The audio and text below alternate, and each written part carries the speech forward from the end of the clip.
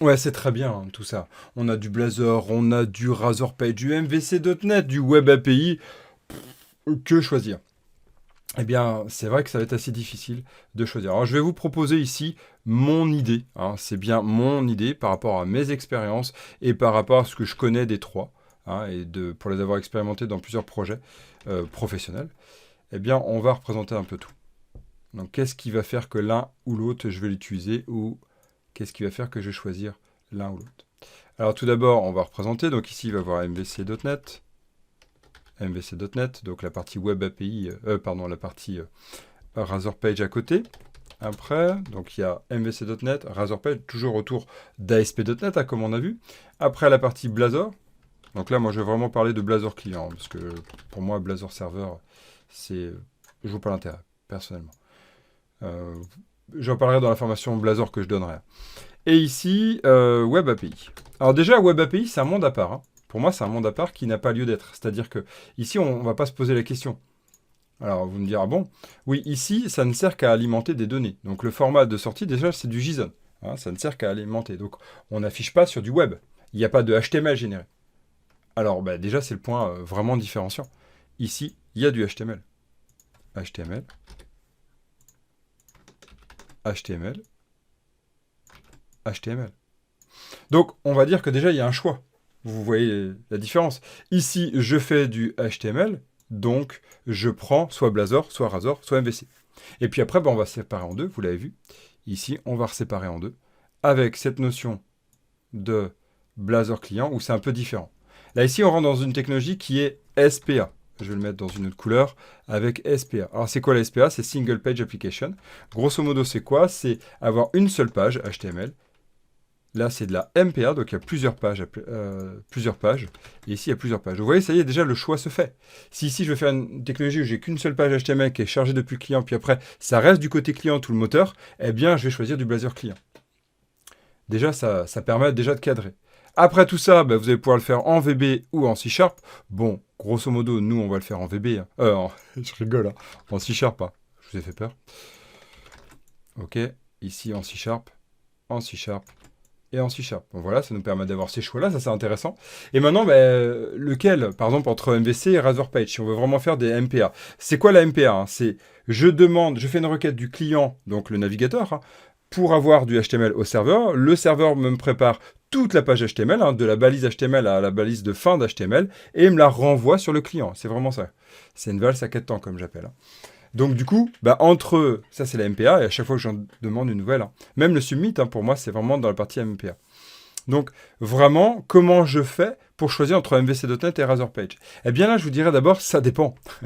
Ça dépend, mon cher Watson, ça va dépendre de beaucoup de choses. Déjà, ça va dépendre de votre appétence au pattern MVC.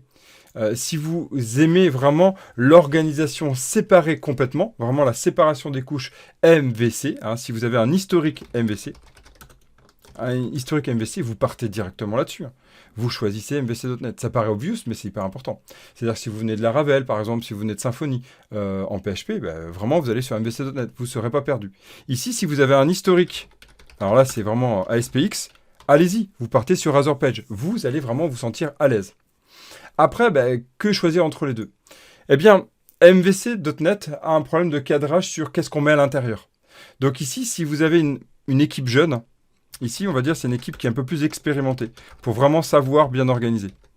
Alors que là, on va dire qu'avec les Razorpage, bon, là, ça tient vraiment à mon expérience, hein. Ici, clairement, c'est une équipe un peu plus jeune qui peut rentrer dessus, jeune et expérimentée. Parce qu'elle va même s'encadrer, faire quelque chose qui est à peu près propre, grâce aux pages, en fait, qui permet de cadrer mentalement ce qu'on attend. Donc ça devient vraiment intéressant sur ça, et ça respecte le protocole HTTP en plus derrière, donc on va dire que c'est un bon choix. Voilà sur ça. Après, ça va être une histoire d'appétence. Aujourd'hui, c'est clair, Microsoft nous oriente de plus en plus, hein, donc MS nous oriente de plus en plus vers Razorpage. Clairement. Vous avez vu, quand je fais de nouveaux projets, il faut descendre. C'est tout con, hein, mais ça nous demande un petit peu plus d'énergie pour descendre, pour choisir, du coup. On descend. Donc, il faut choisir MVC.NET. Donc, clairement, c'est pas ce qui est proposé de base. Et d'ailleurs, je vous remontre, hein, ici, quand on était dans cette partie-là, là, si je fais .NET New, vous vous rappelez, regardez ici dans la base. Ici, quand je fais la partie web de base, hein, c'est-à-dire par défaut, vous avez vu, les modèles courants, hein, il nous dit bien les modèles courants. Qu'est-ce qui nous oriente? Du Blazor, Alors Blazor Server, bon ok, perso, voilà, mais il tente encore parce que c'est du Razor Page, mais sur de l'ASP.NET Core, on voit que c'est du Razor Page. D'accord, c'est du Razor Page. Donc du coup, clairement, MS nous oriente à ça. Donc, clairement. Et puis là, ici, c'est un historique MVC. Hein, ça peut être aussi un historique MVC.NET venant de .NET Framework. Ne faites pas toute la transition avec le nouveau. MVC.NET fonctionne très bien. Donc, si je résume, ici, Blazor Client, c'est vraiment du ASP.NET. Alors, pourquoi je le ferais? Ça va être vraiment pour avoir une application qui peut être offline, qui peut être web app. Hein, donc, on appelle PWA ici. Hein, vous allez plus facilement faire des applications PWA ici, par exemple. Hein. Même si Razor Page et MVC, on peut le faire aussi. Et Web API, c'est vraiment la partie où je veux nourrir soit une application Blazor, clairement, soit une application Angular, React ou Vue, soit même des Razor Page ou des MVC.NET ou une application mobile. Web API nourrit tout en fait. Hein. On verra ça même à travers la formation dans cette aventure, comment elle se nourrir d'une Web API à côté. En tout cas, la Web API, ça pourra du Node.js. Hein. Voilà, vous avez vraiment une orientation, et après, ça sera vraiment de l'appétence. Mais Razor Page est aujourd'hui poussé par Microsoft, et à travers Blazor Server aussi. Donc, c'est pour ça que je vous propose cette formation, cette aventure de formation. Voilà, vous avez déjà les choix. À vous d'avancer là-dessus. Et puis, on va commencer. Alors là, on fait un petit résumé de tout ce qu'on a vu. Et puis après, on met à jour nos points, et on passe à la prochaine quête. À tout de suite pour le résumé.